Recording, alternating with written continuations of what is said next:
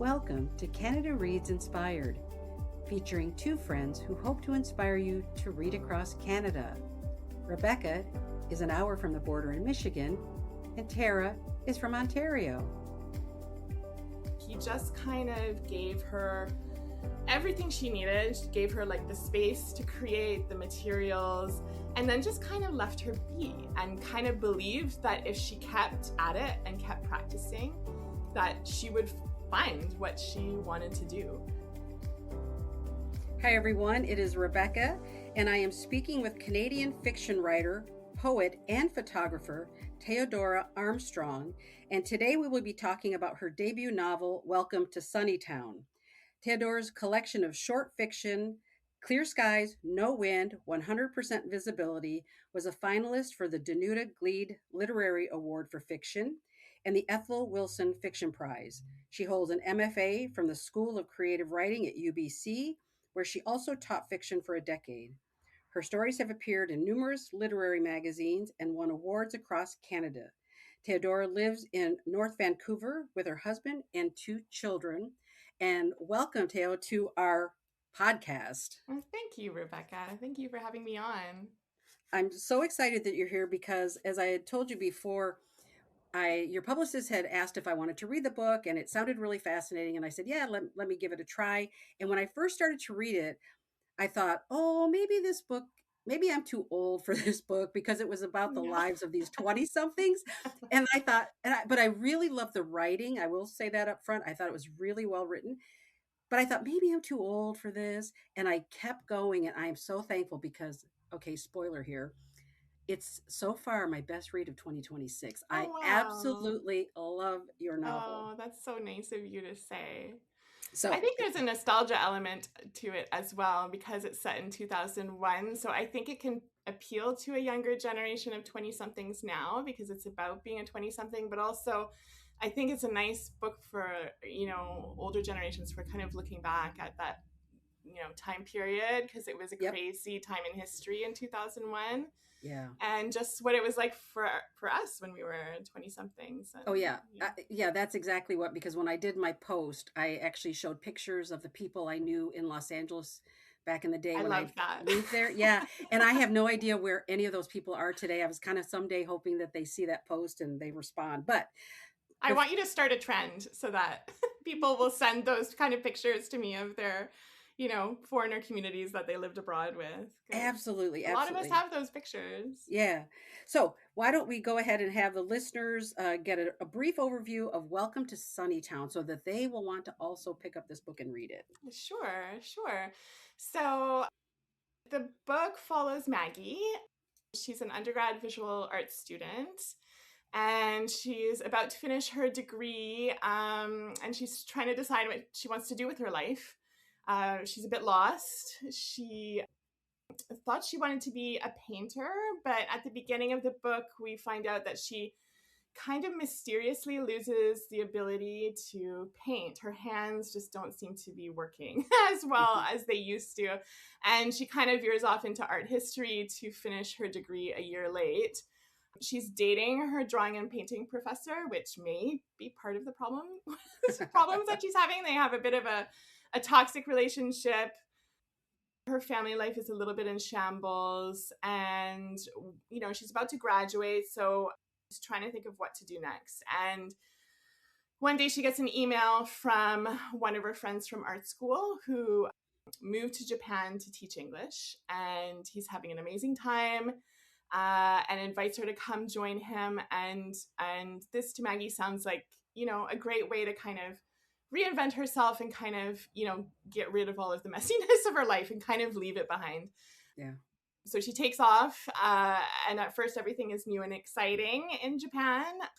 And she's kind of folded into the expat community in Okayama where she lands and forms these intense bonds with other foreigners there. And they become kind of like a bit of a chosen family. But as time goes on, she starts to see cracks in their foreigner community, and there's a lot of vulnerability in their relationships. There's a lot of substance abuse. There's a lot of casual intimacy, and And the deeper she kind of gets pulled into their circle, the more chaotic her life becomes. And her only real escape is through her middle-aged Japanese teacher, Keiko. Maggie's actually teaching Keiko English, and then Keiko in turn is teaching her in Japanese. So they kind of have this back and forth. And Keiko kind of offers Maggie a different perspective during her time in Japan, and kind of opens up a window into real life in Japan. And Keiko's going through her own chaos as well. So they sort of form this unlikely kind of friendship, this kind of bond, and navigate their turmoil together in a way. So throughout the novel, Maggie lives kind of between these two worlds. She's in kind of the insular expat world, and then a more grounded kind of experience in real world Japan. And I think as she moves between those two worlds, she discovers a lot about herself. The book's been called a Kunstelroman. I think I'm saying that right, which is, it's an artist's novel, which I love. And so it's like a coming of age story for an artist. So sort of as an artist sort of discovers, kind of has their artistic awakening and discovers who they want to be, what they want to create, what they want to put out in the world. So I kind of like that view of the novel. Yeah, and I loved Keiko's character. I also loved her brother's character too, because he helps Maggie sort of kind of rediscover her passion in a different way. But I loved that whole.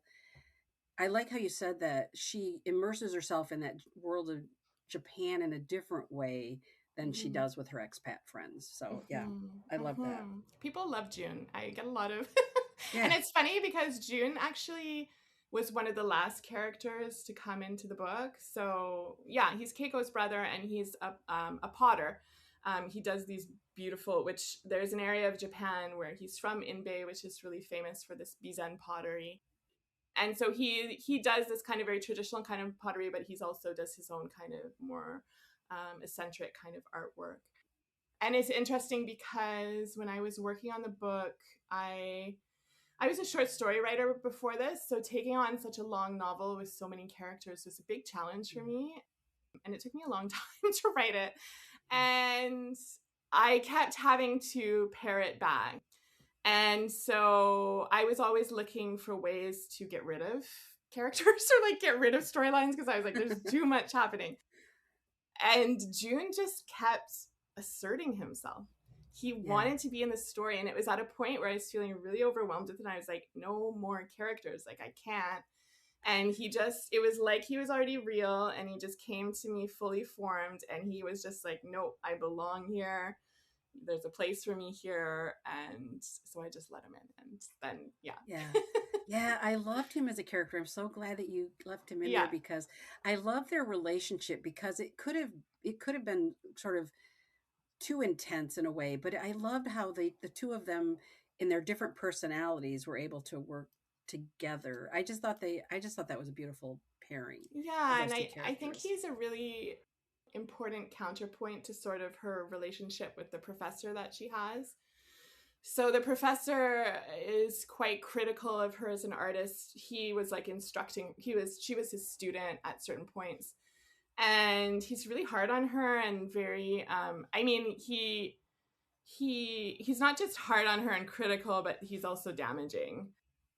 And so June became this wonderful person in the novel that was like the opposite, where he just kind of gave her everything she needed, gave her like the space to create the materials, and then just kind of left her be, and kind of believed that if she kept at it and kept practicing, that she would find what she wanted to do. Yeah. And so I love that about June, like how he kind of heals aspects of her in that way, and kind of the damage that this other relationship did to kind of her artistic soul, you know? Yeah. Oh, I agree. I completely agree. Yeah. Now, this question has to do with the fact that I know that you have a little bit of background having been in Japan, etc. So now my question, hopefully this makes sense, but some writers I've read and heard them say how frustrated it is when they are asked if a novel is their own lived experience, right? Mm-hmm. And others will say, yeah, it's based on my personal experience. And then they're very Mm-hmm. open about it. Mm-hmm. So, my question is, was it difficult to establish a boundary between your own experience versus creating a fictional world? Because I think readers often wonder how much of a novel is true sometimes Yeah. with an author if you know they have a Yeah. similar background to the novel. Yeah. So, Yeah. yeah. I mean, I even do that with like my writer friends, and I should know better. It's kind of like irresistible. Like you can't help it. And I have to Yeah. remind myself, like, no, they're, I know what they're doing. I do the same thing. Yeah. Yeah. But yeah, I mean, I think, that boundary is individual for every writer. I think, some writers want to do like an autofiction, which is kind of like an autobiography in fiction. And so that's like really close to lived experience. And they're kind of embracing that and kind of, they're embracing that kind of muddying of the form. But for me with this novel, it was pretty clear that it was going to be not that it was going to be fictional and not, even though it's heavily influenced by my lived experience, I had quite a different experience from Maggie. Mhm. So I mean, for one, I was always a really focused student. I always had a 5-year plan. And I was not often lost. I always knew where I was going. And I also went to Japan with my boyfriend at the time, who's now my husband.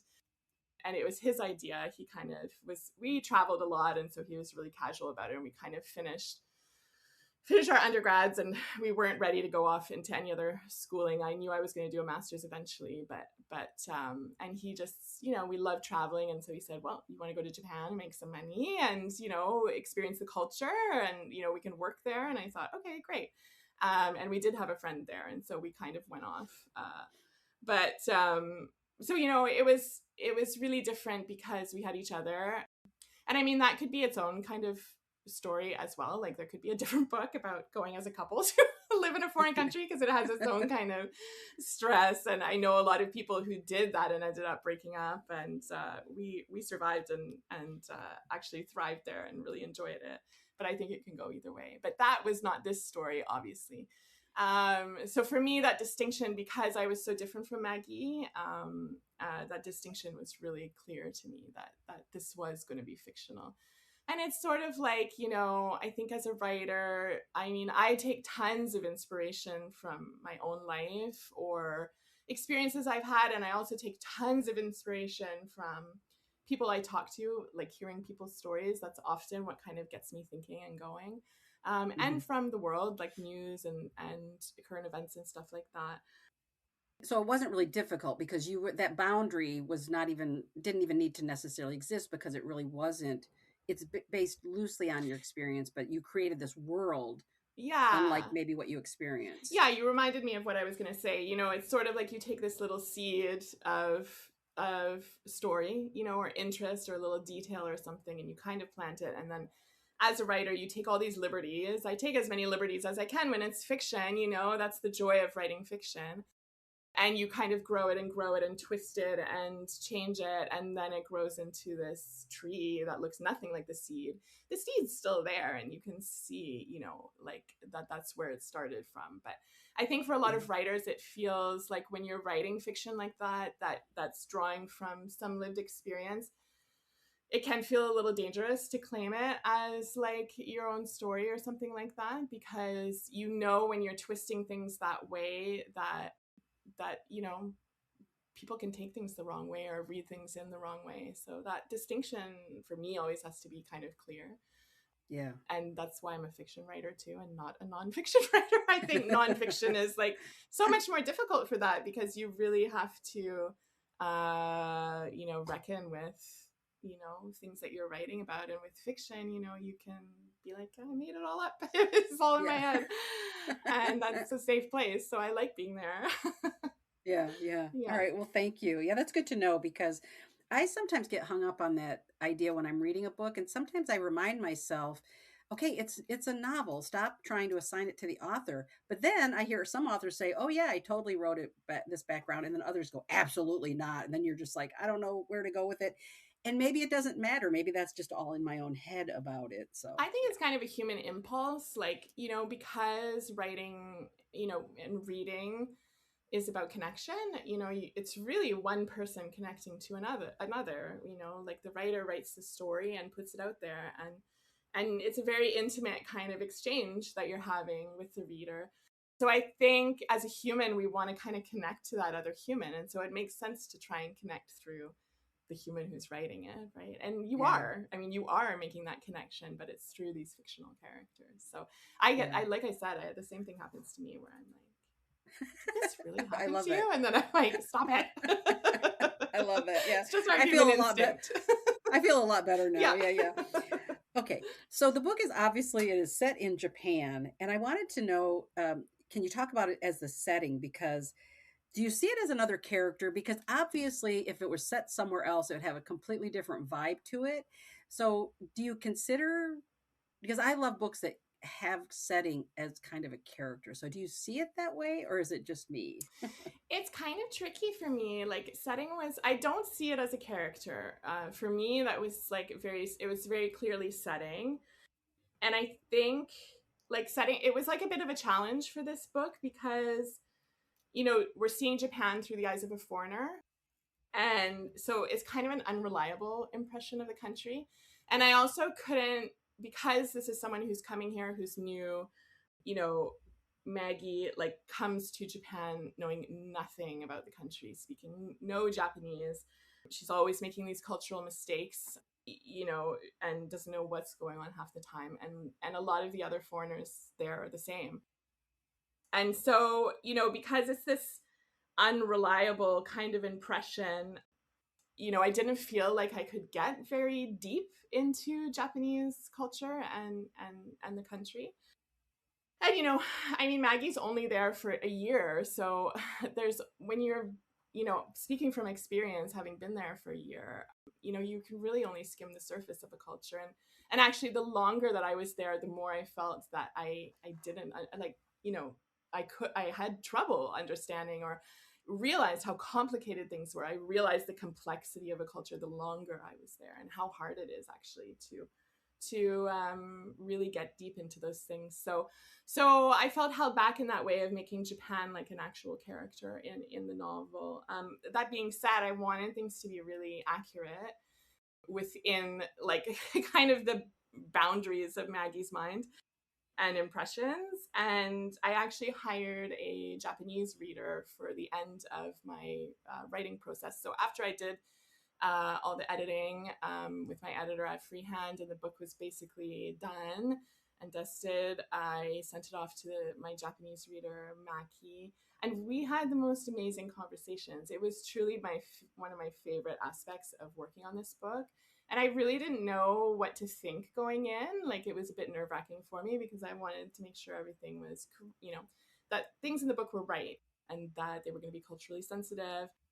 But we had these kind of amazing conversations, and she was a wonderful reader who really took into account like Maggie's, Maggie's kind of what Maggie's impression of Japan would be, and the fact that she's kind of inexperienced and oblivious in a lot of ways. So she took that in when she was reading, but then we had these really interesting moments, like where we get into these very cool conversations about the book. Like there's one part of the book where June and Keiko are kind of reunited at some point. They're a little bit estranged in the book, where we have a sense, it's a bit vague what's going on between them, but we have a sense that there's some distance in their relationship.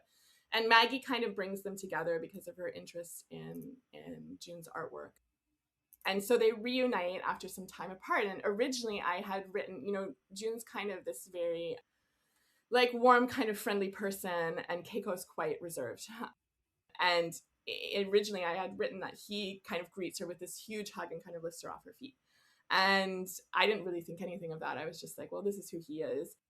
But Maki, she let me know that a man of June's age in Japan, and the fact that there's a sibling relationship, like that would be a really strange thing to do. That would not be a typical thing to happen. And so we had this really interesting conversation about then June as a character, because I said, well, June's not a typical Japanese man. He's he's gay and an artist, and he's outside of a lot of the cultural norms already. So would he do this because it's maybe more in his personality? And Keiko's a little bit shocked by it. And I liked her to have that shock in the story. But Maggie was quite adamant that it was like this line that really caught her. And so after talking for a long time, I changed it. And I think in the book now he like gives her like kind of this big pat on the back or something like that. So we had these really interesting conversations about aspects of Japanese culture, but then balanced against the characters in the book and what was going on. It was really fun. Yeah. Yeah, that's a really good point because obviously the expats are going to have a different experience because their motivations for being there are very Yeah. specific, right? They're trying to make money and trying to make, I don't want to say a quick buck, but they're trying to make. A lot of the time they are, and so is the Yeah. ESL industry. The ESL industry is very profit driven. So it's kind of embedded in that whole. Yeah. But there were times when in the back, like I think when they were on the train together, I think and then that time when they were sort of out in the middle of nowhere, they got off the train. I just thought, I don't know, it just felt very, like I just sort of felt Yeah. Japan in that moment. I've never Yeah. been to Japan, but I sort of felt like what that would have looked like, what it would have felt like. So I kind of see what you're saying, but it also felt and especially about the schools and how Yeah. they work and everything. Anyway, I just feel like maybe not a character, but I just thought and I love that you had the reader, because it did ring true as just a reader. But I felt like it felt like it didn't feel like it was in Canada or the United States. It clearly felt like it was somewhere other. And I thought that was really good about the book as Thank well. you. So, Yeah. I mean, I take that as a big yeah. compliment. Setting's really important to me. I think like setting is often actually an entry point for a lot of my writing. I feel I always feel really interested in how places and certain periods in time in history or whatever, how they influence us and change us. And I mean, for this book, it's all Yeah. about that really, like what happens, like how this particular set of circumstances and time and place alters these people and kind of changes the way they interact. So and I just love setting anyway. I'm a really visual person. I have that photography background. When I was a student, I was actually doing creative writing and photography at the same time. And so I would move back and forth between those two. I did a major in creative writing and a minor in photography, visual arts, but photography specifically. And often I would move back and forth with projects. So if something wasn't working in writing, I would turn it into a photo series and vice versa. So I have a really visual way of kind of seeing things and thinking about things. So I actually love creating setting and love all those little details that make you feel like you're actually there and are experiencing a place. Mm-hmm. And I love reading books like that. I've had books where I felt really transported that way and feel like I've been somewhere where I've never been before. And I think that's kind of a beautiful thing about fiction. So I'm always kind of striving for that. But I think when I think about a character, like calling it Japan a character, I always think of with a character, you're trying to get to the deep truth of a place. And so I don't know if I can claim that I've done that with Japan here in this book. I don't think I'd want to claim that, but Yeah. No, and I'm a visual person as well. And usually often in a book, probably in every book, there's a scene that will stand out visually to me and that I will always think of when I think of that book. And so, like I said, that scene on the train, that is just oh, I really love stuck in my that. head, that Yeah. scene. And I just love visually, that's what I'm thinking of when I think about Oh, your thank novel. you. So I just love having that moment when I've read a book that I'd kind of like something to stand out. And it's so wild, until we are saying this right now, I didn't realize I do that.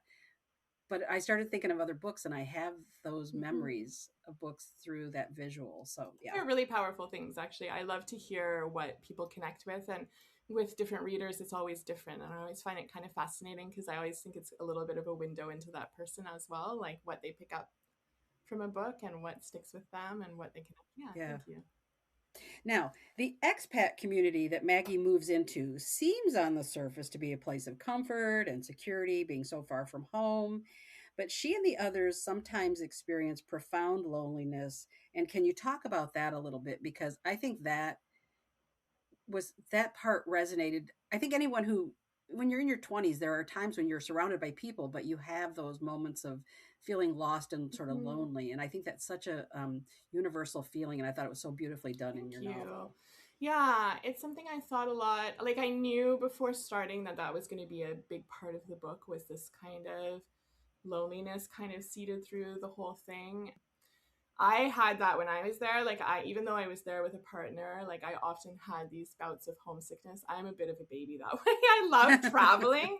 I really love traveling, but I also really feel kind of disassociated sometimes when I travel. And also I think I'm like a homebody as well. So it's kind of this conflict that happens in me. And so I wanted to really explore it in the book, and sort of I had witnessed a lot of loneliness when I was there, and also a lot of substance abuse and things like that, and kind of really reckless behavior that seemed kind of tied to the loneliness. And so I really wanted to kind of dig into it in the book and explore like what that is and why that might be. And so, I started to think of teaching abroad or living abroad like that as an expat as kind of sort of like a way station, like a place where you're on a journey, you're going somewhere, and then you stop and in this place to kind of refuel, gather resources, whatever, kind of rest for a bit, and you then go on to your journey and continue on. And so I started to kind of think of like Sunnytown as this kind of way station, and I think for some people that pause can kind of become a bit of a reckoning for them. You suddenly have to come to terms with possibilities for your future, like your own indecisiveness, or even just kind of knowing yourself. And I think when you strip away all that architecture of your life, so you strip away your home, your work, your community, and you're kind of dropped into a completely unfamiliar place where you don't know anyone, you're exposed to yourself in a really vulnerable way. In a kind of like this stripped down way. And so, some people get stuck at the way station and they don't know where to go next from there. And so I was really curious about that. Why do some people get stuck? What kind of community is created out of these transient kind of foreigners? Who gets out and why? And so in Welcome to Sunnytown, some people get out of the way station and some people continue on the journey to their destination, right?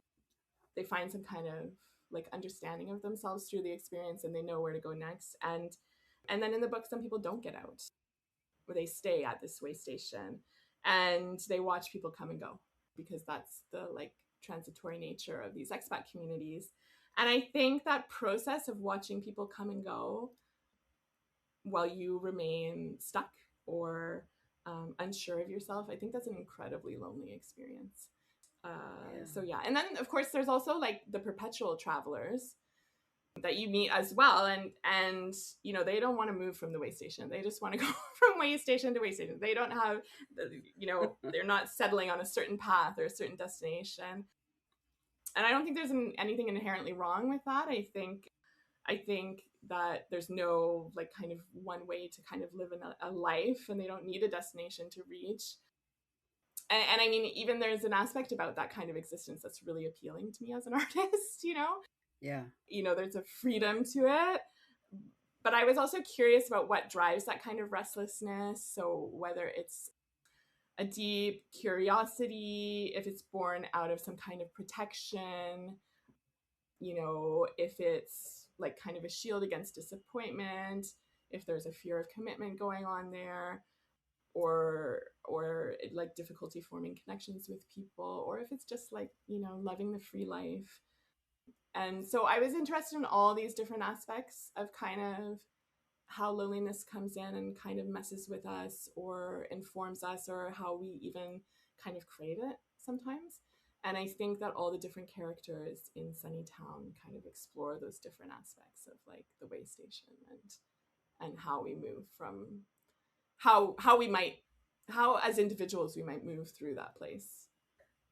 All right. Well, my next question dovetails perfectly with what you just said because, again, fictional story, but I don't even know if you want to try to answer this, but I'm really curious what you might have to say. Of your many memorable characters, because they are, I must say, which one do you think is living a successful, in whatever way we measure that, a successful life in 2026, and which one is still floundering? Oh, it's such a hard question. I know, I know. And it's tricky because, like, it's really tricky because, like, I always like to leave space, like, room for the reader in my work. And so I love to have these questions linger in a reader's mind as they kind of leave the book. Because then the characters kind of stick with you, and they're not tied up with a neat bow, and you can almost kind of continue the story yourself, and imagine where they might end up. So it's hard. Like, I don't want to nail anything. I don't want to nail anything down for anyone because I feel like I ruin that beautiful kind of moment for the reader, which I love and try to create. But I will say, I think Nozomi is pretty pretty scrappy and resourceful. Ooh.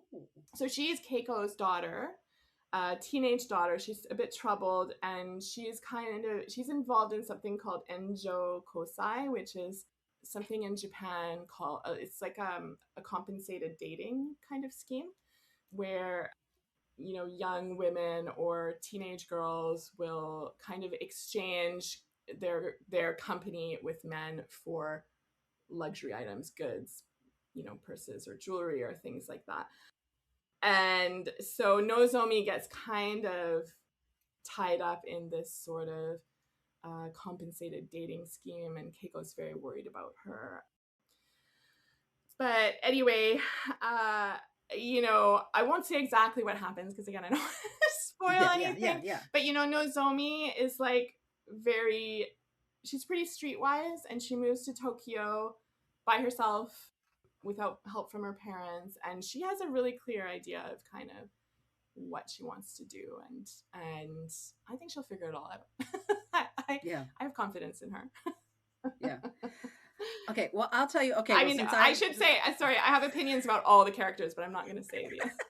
I'm not going to say. but I will say that I'm going to say my two. Can I say my two? Yes, please. I would love to know. Okay. I really believe I loved Maggie's journey, and I really believe Maggie in 2026 has had an amazing life. I just believe that, right? Good. I want to love that. I want to believe that. Yeah, I do, because especially that relationship with that professor, it just pissed me off. And I just was so, but I want to believe that she embraced what she got from June and expanded on it and lived this amazing artistic life. That's what I think, right? Yeah, that's the happy ending. The one I think, what's that? I said that's the happy ending we want. I know. Well, I do want to believe that.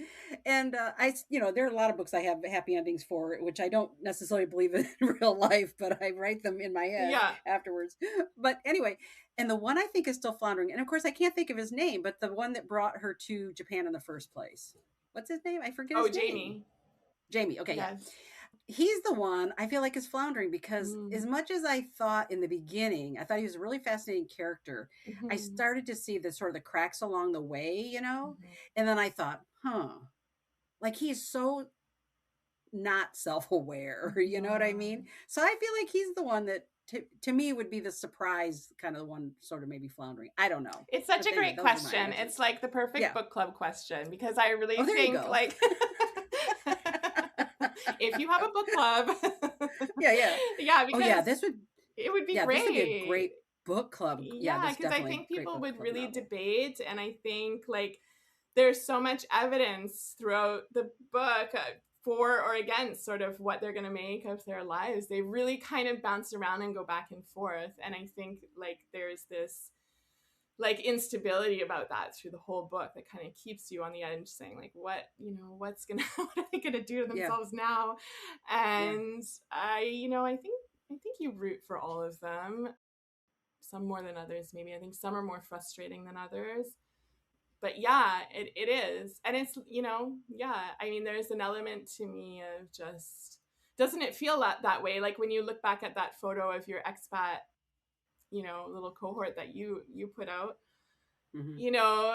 looking at everyone, and tracking a life. I mean, it's, you can make all the predictions you want, but, life throws all these things at you and you never know where people are And going to maybe, end up. yeah, and maybe that's why that question hit me, because I was looking at that picture of people and I Yeah. thought, I can't remember their last names. Back in the day, Yeah. we did, we just didn't do that. And then now I'm like, where did they all end Yeah. up and what are they doing? And Yeah. I wish I could know that. And Yeah. and it's funny because the book that the time that the book is set in 2001, it was a lot more common to just disappear from people's lives. Yep. And so there was some ways of keeping track, but you really had to kind of make an effort. Like, it wasn't easy like on social media where you just have, which came like a few years later. I guess it would have been like 2007 or something like that, where then it became a lot easier to just track these random, you meet someone and you friend them and then you're tracking them for life and you suddenly know all about them throughout. Exactly. And so we don't have that experience as much, which is interesting to me. But I like to think about that ability to disappear back then. And I kind of miss elements of it. I have to tell you, one of the reasons when I moved to Los Angeles, it was so funny because one of the things I loved about being there was I knew that when I was out and about and living my life, that I would never run into somebody I knew from back home. Yeah. Nobody would know me. Yeah. I would not be recognizable to anybody. And oddly, that was like a thing for me. And I remember one time I came back home, for vacation, and I went, to a place with my mom, and all of a sudden I saw a guy I went to high school with, and I ducked because I was like, I forgot for a moment I was living in the place where I grew up, and I sort of ducked and went, oh my God. And I thought, God, that's so weird that like LA was so freeing. You could just be who you wanted to be in that moment, and nobody was going to judge you because they didn't know who you were. Anyway, so that's one of the things I loved about there's the book something too, kind of intoxicating about that, and I do actually miss elements of that. I mean, I'm so much more rooted in my life now than I was in my 20s. Obviously, I have 2 kids, and I'm actually living back in my like childhood neighborhood, and so me too. And it's just like, I mean, it's not a small community, but it's a relatively small community on the north. I'm on the north shore of North Vancouver, and so we're kind of, there's bridges to get into the city, and we're kind of, it's a little bit insulated. So you end up just running into people all the time, and I mean, that's never been my favorite thing, honestly. I do like a little bit of anonymity. I'm terrible that way. Like, even as a writer, like I used to write in coffee shops when my kids were little, and if I got too friendly with the coffee shop people, I just had to move because which is terrible. But yeah, sometimes I just had to be in that headspace of like, I don't know anyone here. No one knows me. I'm a ghost. Yeah, exactly. Sometimes I just needed that. And I think we all need that. Well, some more than others. I know some people who are really social and love to have their networks around them all the time. But I have ghost mode sometimes that I need. Yeah, I agree. Now, I know you just published this book, it just came out, but do you have anything else you're working on right now that we can expect at some point in the year or two that you might have? Yeah, I do. Actually, I was working on something at the same time that I was working on this book. It's another short story collection, and it's basically a bunch of short stories and a novella, all set oddly around the Pacific Ocean, which I didn't really think about until I kind of brought them all together. And I was like, these are all set around the ocean, kind of along the Ring of Fire. And there's some, geological kind of stuff in the stories. So that's why that Ring of Fire connection. I love this. I already love it. So yeah, the stories are set in BC, in California, in Hawaii. I'm thinking about adding one about Japan. I'm not sure yet. And the book kind of explores elements of like climate crisis, creation stuff, and kind of womanhood. So the title for it is Ghostfish, and that's the title story for the book. And so in the title story, the main character is a teenage boy who works with his father, who is a fish collector and aquarist. So he basically catches exotic fish for the aquarium trade. And this teenager, like, they're sort of dealing with aspects of climate with the coral reefs being destroyed from the oceans that are warming up. And anyway, this teenager finds this unknown species of fish, which he calls ghost fish. And the story kind of unspools from that. All these things kind of change in his life because of this ghost fish. So that's what I'm working on now. It's actually close to being done, so it won't be another decade before I have a book out. It'll be faster. So hopefully. Can we expect it maybe in 27 or 28 is more realistic? Well, I haven't sent it to my agent yet, so definitely 28, if not before that. I mean, it takes a long time in book world. It's like usually a year and a half after you have a publisher. So yeah, another year of writing maybe, and then I'll send it off. Okay, all right. I just always like to have an idea of when I can expect the next book. Yeah, so I'll give you a ring when it's out. Excellent, thank you. I appreciate that. Now, we always like to end our podcast with asking for reader recommendations because authors often give us the best titles to share and to read for ourselves. So anything you'd like to recommend that you've read, currently reading, or that you've read in the past that you really love? Yeah, I feel like I should recommend some Japanese writers because I read a lot of Japanese writers. Well, prior to this book, I've always loved Japanese literature. So some favorites that I read, there's a book called Convenience Store Woman by Sayaka Murata. And I love this book. It's kind of like a short, darkly funny slice of life book about a woman who has trouble fitting into society, basically. But she finds her purpose in life working at a convenience store called Smile Mart. And it's just this short little wonderful book that I would definitely recommend. And I also would recommend Yoko Ogawa's fiction. There's a story you can find in the New Yorker called The Cafeteria in the Evening and a Pool in the Rain. And she also has a book with 3 novellas in it called The Diving Pool, which I'm reading right now. There's just this wonderful quality found in some Japanese literature that blends kind of the mundane, every life with magic realism. And I love that way of looking at the world. It really speaks to me. And I find that I go back to Japanese literature often because they do it so well. Yeah. And so, if you're into that kind of stuff, I would recommend those 2 authors. Oh, that's awesome. Thank you. Yeah. I really am, I'm really fascinated by the novella. And so I've been trying to find more just because I love how so many. Okay, well then please send me a list because I'm fascinated because I love short stories, but sometimes short stories leave you going, but what happened? How did this where did it come from? Yeah. And then I like that novella because it expands, but it still gives you that place where you can create your own sort of image of that world, right? Oh, I can send you a long list. I taught a novel writing class for undergrad several years ago, and so I read a lot of novellas at that time because it was easy for them to. It was like a nice entry point for them rather than kind of introducing them to these big novels. I kept handing them novellas to read to help them kind of grasp that form. So I have a nice long list. I can send it to you. And I agree, they're kind of like a perfect form because you can sit down and have a few hours with a nice cup of tea and a snack, and you can kind of burn through it. And then it's like wonderfully. I love having a reading experience that can be encapsulated in a day like that. It just becomes this kind of. You're totally transformed into a different place in that day, and then you leave and you come out and you're like, oh. On with life. That. Yep, I love that. Well, Teo, thank you so much for chatting with me today. I just want to, highly recommend Welcome to Sunnytown. I love this novel. It's a wonderful book.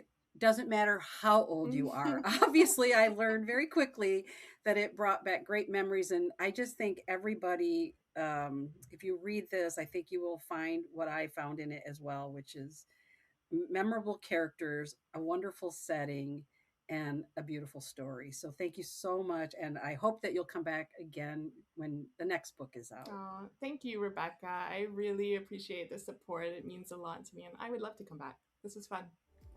Great. Thank you so much. Thank you for listening to Canada Reads Inspired. If you enjoyed this episode, please consider subscribing, rating, and reviewing wherever you listen. You can connect with the podcast and Rebecca on Instagram at Canada Reads Inspired and with Tara at On a Branch Reads. May all your reading be inspired.